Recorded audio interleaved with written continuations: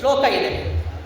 ನ ಚೌರ್ಯಹಾರ್ಯಂ ನ ಚ ರಾಜಹಾರ್ಯಂ ನ ಭಾತೃಭಾಜ್ಯಂ ನ ಚ ಭಾರಕಾರಿ ವಯೇ ಕೃತೆ ವರ್ಧತೆ ಏವಂ ನಿತ್ಯಂ ವಿದ್ಯಾಧನಂ ಸರ್ವಧನ ಪ್ರಧಾನಂ ಅಂತ.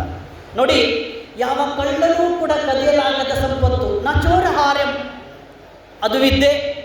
ಯಾವ ರಾಜ ಮಹಾರಾಜರು ಕೂಡ ವಶಪಡಿಸಿಕೊಳ್ಳಲಾಗಿರ್ತಕ್ಕಂಥ ಸಂಪತ್ತು ನಚರಾಜಹಾರ್ಯಂ, ಅದು ವಿದ್ಯೆ. ಯಾವ ರಾಜನೂ ಕೂಡ ತನ್ನ ವಶಪಡಿಸಿ ಮಾಡಿರ್ತಕ್ಕಂಥದ್ದು. ಹಾಗೆಯೇ ನಾಭಾತೃಭಾಜ್ಯಂ, ಯಾವ ಅಣ್ಣ ತಮ್ಮಂದಿರು ಅಕ್ಕ ತಂಗಿಯರು ಪಾಲು ಕೇಳದ ಸಂಪತ್ತು. ನೋಡಿ, ನಾನು ನೀವು ಒಂದು 4-5 ಡಿಗ್ರಿ ತೊಗೊಂಡಿದ್ದೀರಿ ಅಂದರೆ SSLC PUC ಅಣ್ಣನ ಕೊಟ್ಬಿಡು, ಡಿಗ್ರಿನ ತಂಗಿ ಕೊಟ್ಬಿಡು, ಮಾಸ್ಟರ್ ಡಿಗ್ರಿನ ತಮ್ಮನ ಕೊಟ್ಬಿಡು ಅಂತ ಯಾರೂ ಹೇಳೋದಿಲ್ಲ. ಅದು ನಿಮ್ಮ ಸಂಪತ್ತಾಗಿರುತ್ತೆ. ನಚಭಾರಕಾರಿ, ಯಾವಾಗಲೂ ಭಾರ ಅನಿಸೋದಿಲ್ಲ. ವಯೇಕೃತೆ ವರ್ಧತೆ ಏವಂ ನಿತ್ಯಂ, ನೀವು ಖರ್ಚು ಮಾಡಿದಷ್ಟು ಕೂಡ ಹೆಚ್ಚು ಬೆಳೀತಕ್ಕಂಥ ಸಂಪತ್ತು ಈ ವಿದ್ಯಾ ಸಂಪತ್ತು.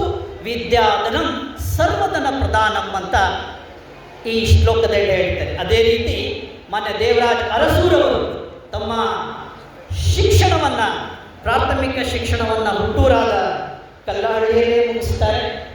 ತದನಂತರದಲ್ಲಿ ತಮ್ಮ ಪ್ರೌಢಶಾಲಾ ಹಾಗೂ ಕಾಲೇಜು ಶಿಕ್ಷಣವನ್ನು ಹಂತ ಹಂತವಾಗಿ ಮೈಸೂರು ನಗರದಲ್ಲಿ ಮತ್ತು ಬೆಂಗಳೂರು ನಗರದಲ್ಲಿ ವಿದ್ಯಾಭ್ಯಾಸ ಮಾಡ್ತಾರೆ. BSc ಆನರ್ಸ್ ಪದವೀಧರರಾಗಿ ಉನ್ನತ ಕ್ಷೇತ್ರದಲ್ಲಿ ಉತ್ತಮ ದರ್ಜೆಯಲ್ಲಿ ಪಾಸ್ ಆಗ್ತಾರೆ. ಅವರು ವಿದ್ಯಾರ್ಥಿ ದೆಸೆಯಲ್ಲಿದ್ದಾಗ ಹೆಚ್ಚು ಪುಸ್ತಕಗಳನ್ನು ಓದ್ತಾ ಇದ್ದರು.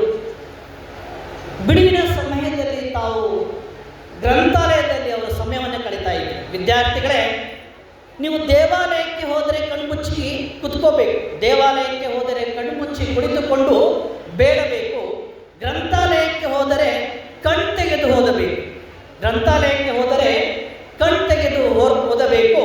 ಕಣ್ಣು ಮುಚ್ಚಿಸುವುದು ದೇವಾಲಯ, ಕಣ್ಣು ತೆರೆಸುವುದು